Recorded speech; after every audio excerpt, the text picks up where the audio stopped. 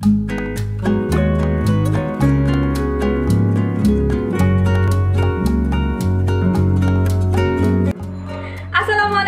Everyone আমি Tasnia from video by Tasnia থেকে চলে এসেছি আজকে আবার নতুন একটা ভিডিও নিয়ে। আজকে কোনো মেকআপ ভিডিও না, আজকে কোনো আই মেকআপও না, ইভেন আজকে কোনো রিভিউ ভিডিও না।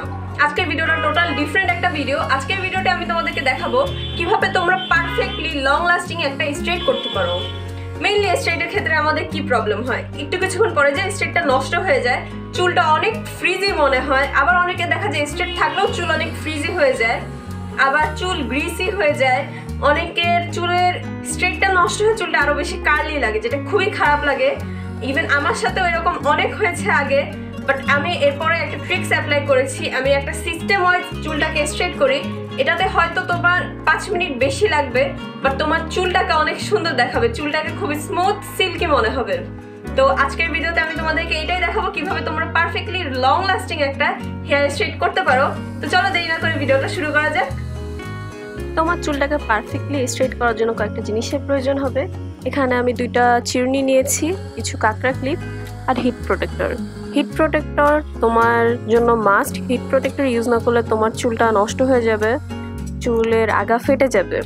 তোমার কাছে যদি হিট প্রোটেক্টর না থাকে, তুমি অ্যালোভেরা জেল আর পানি একটা স্প্রে বোতলে ভরে এভাবে স্প্রে করে নিতে পারো। আর আমি আমার চুলটা স্ট্রেট করার জন্য আজকে ফিলিপসের ক্যারাশাইন স্ট্রেটনারটা ইউজ করছি। এই স্ট্রেটনারটা খুবই ভালো। তারপরে আমি ভালোভাবে চুলটাকে কম করে নিচ্ছি এবং ট্যাঙ্গেলগুলো ছাড়িয়ে নিচ্ছি। এরপর আমি আমার স্ট্রেটনারের পাওয়ার বাটনটা অন করলাম। স্ট্রেটনারটাকে অ্যাটলিস্ট তোমার 30 সেকেন্ড টাইম দিতে হবে গরম হওয়ার জন্য। আমি স্ট্রেটনারের পাওয়ার বাটন অন করে আমার চুলটাকে এভাবে সেকশন করে নিচ্ছি, কানের ঠিক নিচ থেকে এভাবে সেকশন করে নিচ্ছি।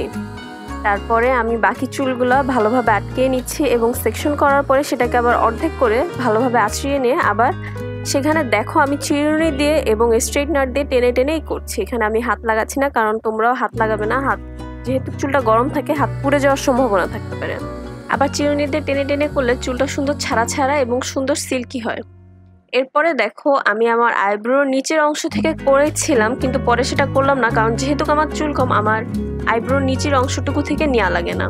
তোমরা আইব্রোর নিচের অংশ থেকে নিবা, আমি উপর থেকে একবারে নিয়ে নিই, কারণ আমার চুল কম, আমার সেকশন কম নিলেও হয়। যাদের চুল বেশি তারা সেকশন বেশি করে নিয়ে সুন্দর মতন স্ট্রেট করবে।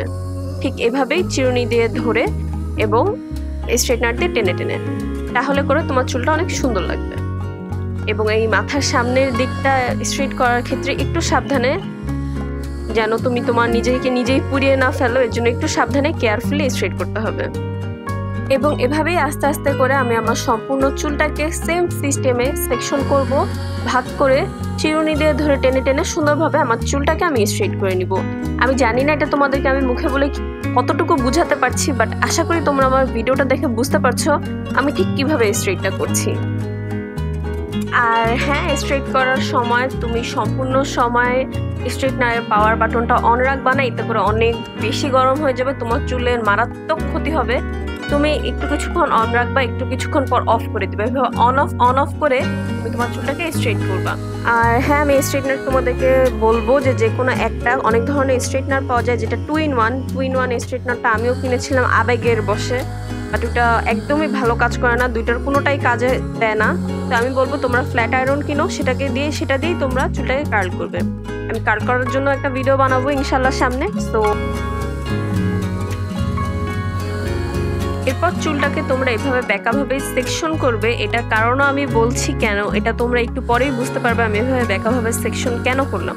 বাই দ্য ওয়ে, আমাকে অনেক মেসি লাগতেছে, কেউ মাইন্ড করো না, এটা করতে গেলে একটু এরকম লাগবেই, বাট তারপরে রেজাল্টটা খুবই সুন্দর আসে। এরপর তোমরা এভাবে স্ট্রেট করে নিবা। এক সাইড আমি এভাবে করছি এবং আরেক সাইডও আমি সেম ভাবেই করছি। এরপরে আমি এই বেঁকা করা সেকশনের থেকে এভাবে জাস্ট 2টা পার্ট করে নিয়ে চুলটাকে এভাবে সামনে এনে স্ট্রেট করব।